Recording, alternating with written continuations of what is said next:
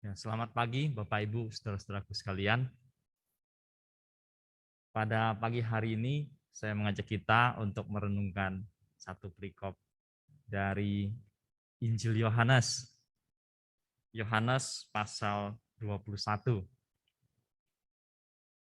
Mari kita membuka Yohanes pasal 21.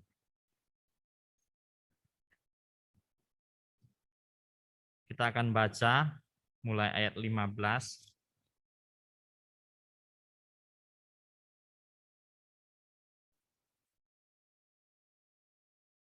sampai ayat 23. Ayat 15 sampai 23. Jadi kita hanya akan merenungkan ayat 15 sampai 19. Ya. Yohanes pasal 21 ayat 15 sampai 23 kita akan baca silih berganti antara yang pria dan wanita. Yang pria baca ayat-ayat yang ganjil, yang wanita membaca ayat-ayat yang genap. Ya. Yohanes pasal 21 mulai ayat 15, 1, 2, 3. Sesudah sarapan, Yesus berkata kepada Simon Petrus, "Simon anak Yohanes, apakah engkau mengasihi aku lebih daripada mereka ini?" Jawab Petrus padanya, "Benar Tuhan, engkau tahu bahwa aku mengasihi engkau." Kata Yesus padanya, "Gembalakanlah domba-dombaku."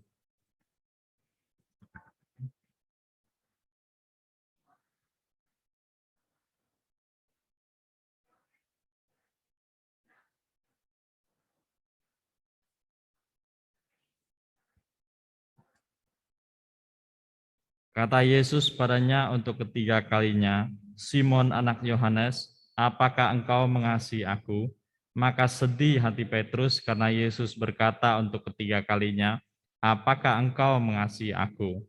Dan ia berkata kepadanya, "Tuhan, engkau tahu segala sesuatu. Engkau tahu bahwa aku mengasihi engkau."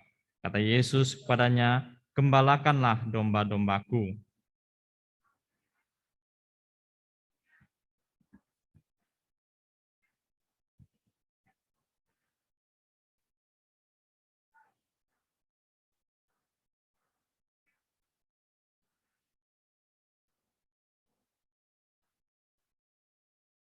Dan hal ini dikatakannya untuk menyatakan bagaimana Petrus akan mati dan memuliakan Allah. Sesudah mengatakan demikian, ia berkata kepada Petrus, "Ikutlah aku."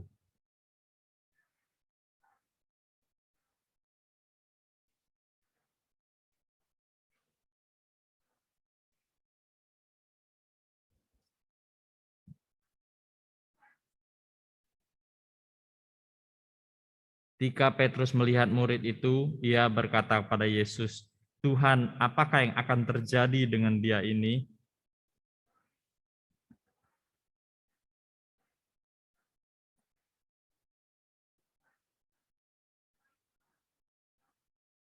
Maka tersebarlah kabar di antara saudara-saudara itu bahwa murid itu tidak akan mati. Tapi Yesus tidak mengatakan pada Petrus bahwa murid itu tidak akan mati, melainkan jikalau aku menghendaki supaya ia tinggal hidup sampai aku datang, itu bukan urusanmu. Ya, demikian pembacaan firman Tuhan. Bapak, Ibu, dan saudara-saudaraku sekalian, bagian firman Tuhan ini sering dipahamin ya oleh sebagian orang dengan membanding-bandingkan antara perkataan Yesus ketika bertanya, ya, yaitu perpaduan antara kata agapao dengan phileo. Ya. Agapao, phileo. Agapao, phileo. Akhirnya phileo, phileo. Nah, bagi saudara-saudara yang tingkat 1, nanti pelan-pelan saudara juga akan bisa memahami hal ini. Ya. Lalu satu hal lagi yang sering, yang kadang-kadang orang analisa adalah tentang perbedaan antara "Gembalakanlah domba-dombaku" lalu dibandingkan dengan "Gembalakanlah domba-domba kecilku". Ya. Nah, secara kosakata bahasa Yunani memang ada perbedaan yang demikian. Ya. Agapao, fileo, lalu fileo. Dan juga secara kosakata bahasa Yunani juga memang ada perbedaan di situ penggunaan kata domba-dombaku dengan domba-domba kecilku. Ya. Dan itu kadang-kadang bisa menghasilkan atau khotbah yang menarik atau perenungan yang menarik. Nah, tetapi Bapak Ibu saudara-saudaraku sekalian, kita perlu sadar bahwa analisa-analisa seperti tadi itu, dua macam itu, secara hermeneutik maupun eksegetikal sangat lemah. Ya. Tidak terlalu beralasan untuk membanding-bandingkan hal itu. Ya. Walaupun perbandingan itu bisa menghasilkan hal-hal yang menarik. Tapi bagaimanapun hal-hal yang menarik belum tentu merupakan kebenaran dari teks itu sendiri. Nah, oleh karena itu, mari pada hari ini kita akan melihat bagaimana sepatutnya bagian firman Tuhan ini kita pahami bersama. Ya. Bagaimana perikop ini kita pahami bersama. Sebelum pertanyaan-pertanyaan ini muncul, sebelum percakapan dua orang ini muncul, sebelumnya itu ada kejadian lain. Mereka pergi menjala, tidak dapat ikan, Yesus memberikan petunjuk, mereka menebarkan jala, dapat banyak sekali ikan. Ikan-ikan gede 153 ekor, lalu di pantai ternyata ada orang sudah mempersiapkan makanan pagi. Dan kemudian murid-murid datang, dan semalaman mereka bekerja keras tidak dapat, pagi ini diberi petunjuk dan dapat, dan pagi ini ada orang mempersiapkan sarapan, yaitu Yesus sendiri. Selesai sarapan pagi, ya, maka percakapan ini muncul. Ya. Setelah mereka selesai sarapan pagi, maka percakapan ini muncul. Yesus tidak bertanya kepada yang lain-lain. Yesus hanya bertanya kepada satu orang. Simon anak Yohanes, apakah engkau mengasihi aku? Nah, Bapak Ibu saudara-saudaraku sekalian, gimana kalau saudara-saudara pikir-pikir, misalnya Yesus bertanya pada Petrus begini, Pet, lu sayang enggak dengan saya? Ya. Atau pakai nama dia yang lain kan, Kefas gitu. Fas, lu sayang enggak dengan gue? Ya. Kalau Yesus bertanya seperti itu kepada Simon Petrus atau kepada Kefas, kesannya apa? Kesannya apa? Kesannya kita menjadi dekat, ya, friendly, dekat, friendly, ya. Tapi pertanyaan di sini tidak begitu. Pertanyaan di sini adalah, Simon anak Yohanes, apakah engkau mengasihi aku? Apa bedanya dengan kalimat yang seperti ini? Kalau kita baca, jadi apa yang muncul dengan pertanyaan itu? Simon anak Yohanes, apakah engkau mengasihi aku? Nah, di sini tidak lagi ada kesan friendly seperti tadi. Ya. Di sini kesannya pertanyaan itu begitu formal, resmi, bahkan sangat serius. Ya. Pertanyaan di sini melibatkan bapaknya. Ya. Simon, apakah engkau mengasihi aku? Tapi di sini Simon anak Yohanes. Bapakmu namanya Yohanes. Simon anak Yohanes. Apakah engkau mengasihi aku? Ya. Dengan melibatkan bapaknya, pertanyaan itu menjadi semakin serius. Ya. Bukan Simon yang lain, Simon yang ini, yang bapaknya Yohanes. Jadi anak dari Yohanes ini. Simon yang anak dari Yohanes, apakah engkau mengasihi aku? Ini pertanyaan yang serius sekali. Petrus menjawab, ya, di dalam Alkitab kita, ya dalam Alkitab kita ini orang yang menulisnya adalah temannya Petrus, ya, temannya Petrus dia mencatat apa adanya. Simon anak Yohanes, apakah engkau mengasihi aku? Tapi ketika dia kemudian melanjutkan catatannya, apa yang dia katakan?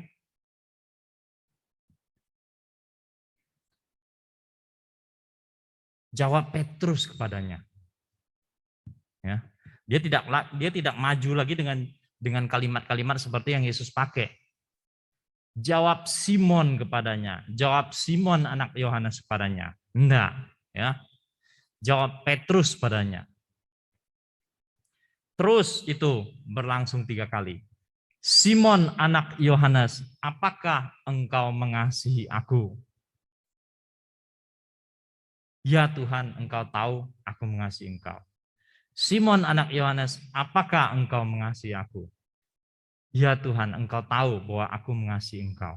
Kau tahu segala sesuatu. Kau tahu bahwa aku mengasihi engkau.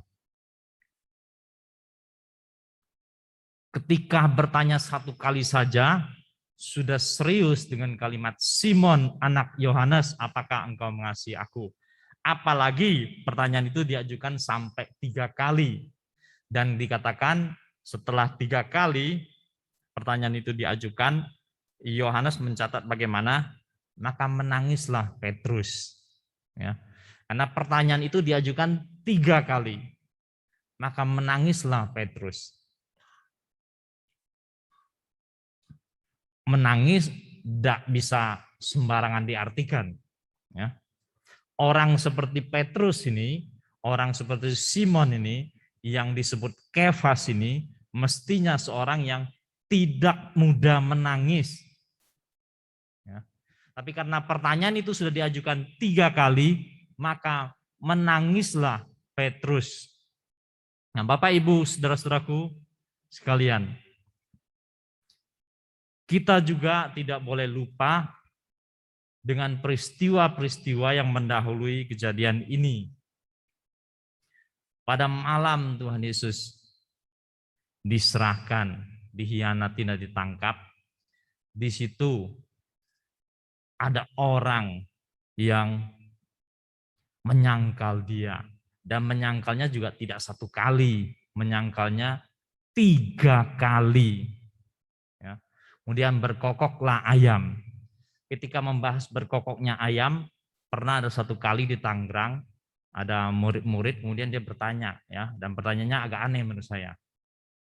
Seorang teman cerita pada saya ketika dia mengajarkan, menyinggung tentang si Petrus yang menyangkal Yesus. Kemudian berkokoklah ayam. Maka ada seorang di antara murid-muridnya itu, mungkin mereka sekitar umur 20-an, ada salah seorang bertanya, Pak, ayam siapa itu Pak yang berkokok? Ya. Aneh juga pertanyaan ini. Ya. Satu pihak lucu, lain pihak aneh. Ya. Itu pertanyaan yang tidak perlu. Ya.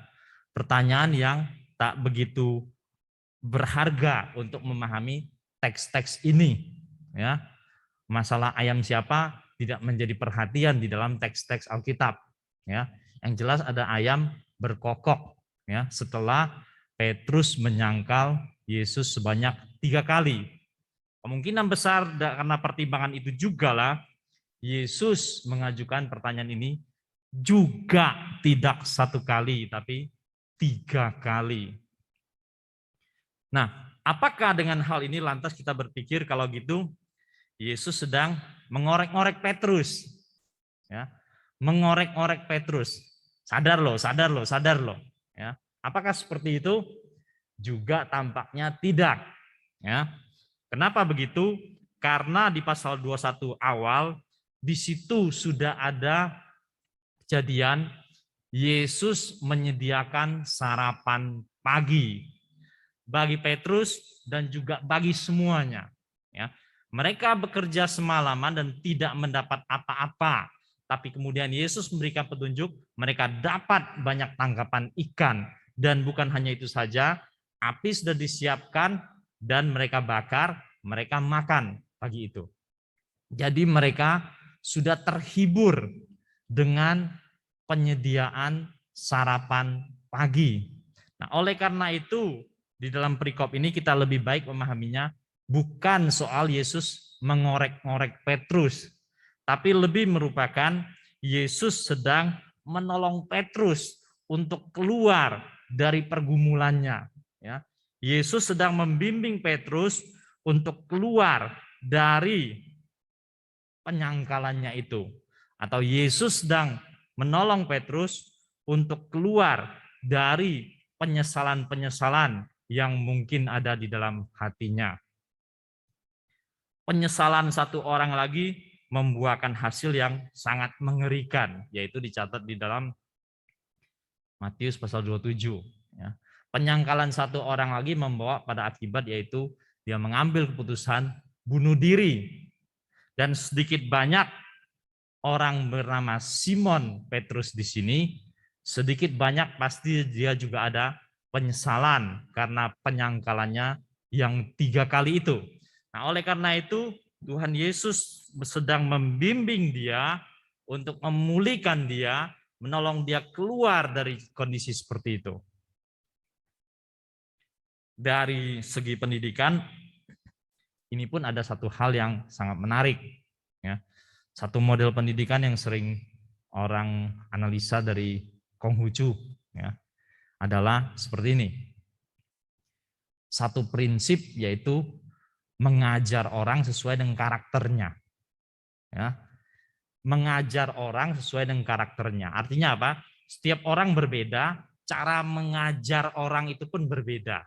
Ya. Metode yang digunakan pada setiap orang itu berbeda. Nah, tapi model seperti ini susah diterapkan ya untuk kelas dan untuk acara-acara besar. Ya. Karena untuk kelas kita berhadapan dengan sejumlah orang. Untuk kelas besar, kondisi yang besar, bahkan khotbah, kita berhadapan dengan sejumlah besar orang. Ya mau tidak mau kita akan mengajar dengan pukul rata.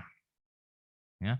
Mengajar dengan mengandaikan bahwa semua pendengar kita itu rata. Ya, katakanlah sederhananya, misalnya kita mengandaikan pendengar kita itu adalah anak-anak remaja, maka kita sudah berpikir anak-anak remaja usia sekitar kelas 1 SMP mungkin sampai kelas 3 SMP, SMA. Ya, itu kita sudah mengandaikan dengan pukul rata. Ya memang kenyataannya seperti itu. Ya, hanya dalam kondisi yang kecil dan sedikit hal tersebut bisa diterapkan, dan Tuhan Yesus di sini betul-betul mengerti bagaimana cara mendidik orang. Tuhan Yesus tidak akan menggunakan cara yang sama untuk membimbing Yohanes ataupun Andreas ataupun Simon orang Zelot ataupun yang lain-lainnya. Masing-masing mereka punya karakternya sendiri. Masing-masing mereka punya kekuatan, punya kelemahannya sendiri. Tapi berhadapan dengan Petrus, di sini Yesus mengajukan pertanyaan pada dia. Simon anak Yohanes, apakah engkau mengasihi aku? Ya. Ini pertanyaan yang sangat mendasar. Pertanyaan yang sangat mendasar yang akan mendasari seluruh tindak tanduk Petrus ke depannya, bahkan yang masa lalu. Akan mendasari seluruh tindak tanduk dan pelayanan Petrus ke depannya. Simon, anak Yohanes, apakah engkau mengasihi aku?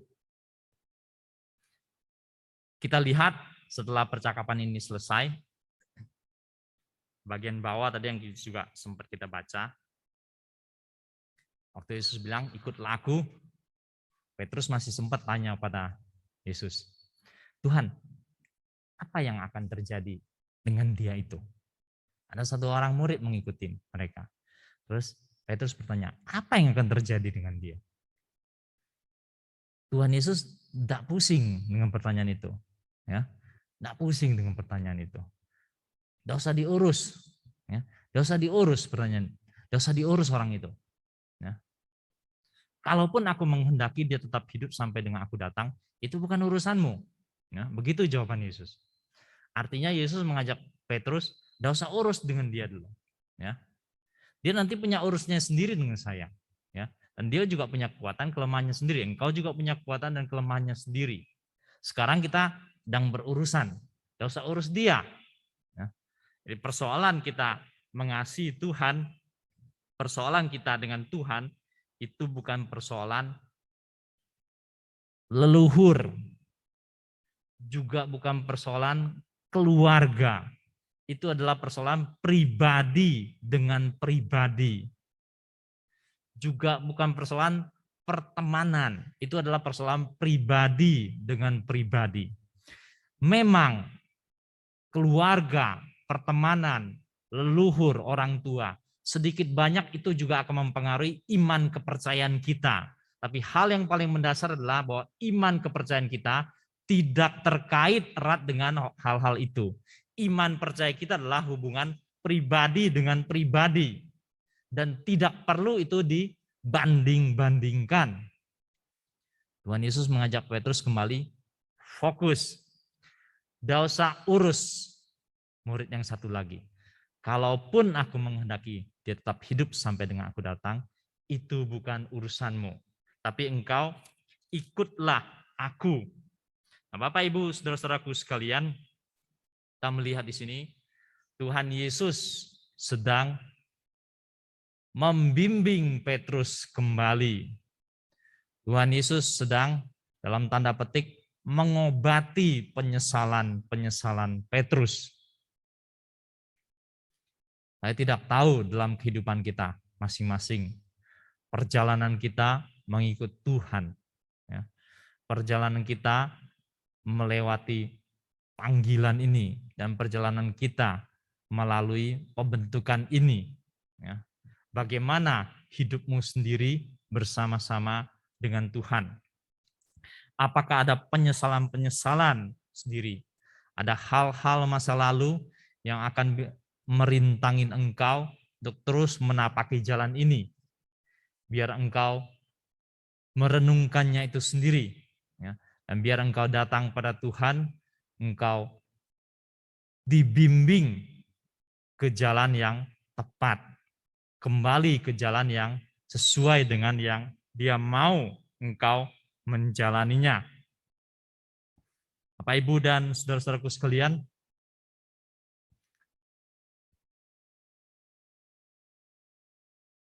dari tradisi gereja, Simon Petrus akhirnya mati disalibkan dengan cara terbalik. Ya. Artinya kalau Yesus disalibkan, kepalanya di atas, kakinya di bawah. Simon Petrus merasa malu dan dia meminta disalibkan, kakinya di atas, kepalanya di bawah. Terbalik. Ya. Nah, di masa tuanya Simon Petrus dikatakan dia melayani sampai Roma. Ya. Dan di Roma terjadi pergolakan politik yang hebat. Orang-orang Kristen salah satu yang menjadi kambing hitamkan. Orang-orang Kristen menjadi dikejar-kejar. Dalam kondisi seperti itu dikatakan jemaat yang digembalakan oleh Petrus, mereka terus berunding sana-sini dan mendesak, ayo Petrus, cepat-cepat pergi dari kota Roma. Engkau gembala kami, sekarang kondisinya sangat tidak kondusif, ayo cepat-cepat pergi dari kota Roma. Nah, dalam kondisi seperti itu, Petrus bergumul, ya, diam atau pergi atau tetap di Roma, ya, meninggalkan kota itu atau masih tetap mengembalakan jemaat di situ. Pergumulan seperti itu, sampai akhirnya dikatakan Petrus terus didesak dan satu hari di pagi-pagi buta masih subuh, dia pergi keluar. Sudah mengambil tekad bulat, tinggalkan kota Roma. Ngapain mati konyol di sini? Ya. Tinggalkan kota Roma, ngapain mati konyol di sini? Dan ditemani oleh seorang anak kecil. Mereka berjalan meninggalkan kota Roma. Terus dari subuh itu hari makin terang, Ya. Banyak orang sudah meninggalkan kota Roma oleh karena kekacauan di dalamnya. Terus mereka berjalan pagi-pagi dan sepi itu. Kemudian mereka bertemu dengan satu orang. Ada orang berjalan dari luar kota Roma, berjalan mau masuk kota Roma.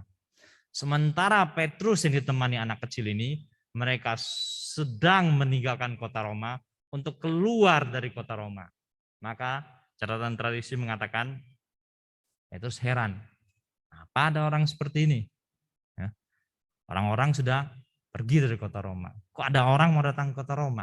Nah, pada waktu itu dikatakan Petrus mengajukan pertanyaan pada orang tersebut. Dicatat dalam bahasa Latin. Ya. Quo vadis Domine. Ya. Quo vadis Domine. Hendak kemana engkau Tuhan? Tuhan mau kemana? Ya.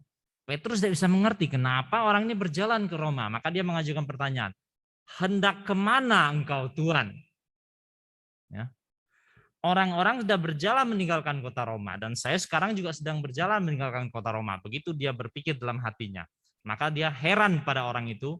Dan dia mengajukan pertanyaan. Hendak kemana engkau Tuhan? Kemudian orang itu menjawab. Ad Romam. Menuju Roma. Dan orang itu dikatakan melanjutkan jawabannya. Oleh karena gembala-gembala meninggalkan dombanya, maka aku mau pergi ke kota Roma untuk mati kedua kalinya. Sampai jawaban seperti itu, Petrus kaget. Ya, ada jawaban seperti ini. Ya, siapa orang ini? Terus sudah mereka terus melanjutkan perjalanan masing-masing. Dan dalam catatan tradisi mengatakan, itulah Yesus yang menampakkan diri pada Petrus. Untuk sekali lagi mengingatkan dia. Untuk sekali lagi meneguhkan, menguatkan dia. Dan akhirnya Petrus tidak jadi meninggalkan Roma. Petrus kembali lagi ke Roma, yaitu mengembalakan domba-domba Tuhan yang ada di sana. Simon anak Yohanes, apakah engkau mengasihi aku? Jikalau catatan tradisi gereja itu benar demikian, maka tentulah pada waktu itu mau meninggalkan kota Roma dan kembali kota Roma, Petrus akan ingat kembali dengan pertanyaan ini. Simon, anak Yohanes, apakah engkau mengasihi aku? Pertanyaan mendasar inilah yang mendasari seluruh kehidupan dan pelayanan Petrus selanjutnya. Dan menjawab pertanyaan inilah yang akan mendasari bagaimana dia akan bertindak, mengambil keputusan, berhadapan dengan macam-macam persoalan, dan dia melanjutkan perjalanan hidupnya dan pelayanannya. Nah, biarlah pertanyaan Tuhan Yesus pada Simon Petrus pada pagi hari ini juga menjadi perenungan kita bersama. Simon anak Yohanes, apakah engkau mengasihi aku? Amin. Mari kita berdoa.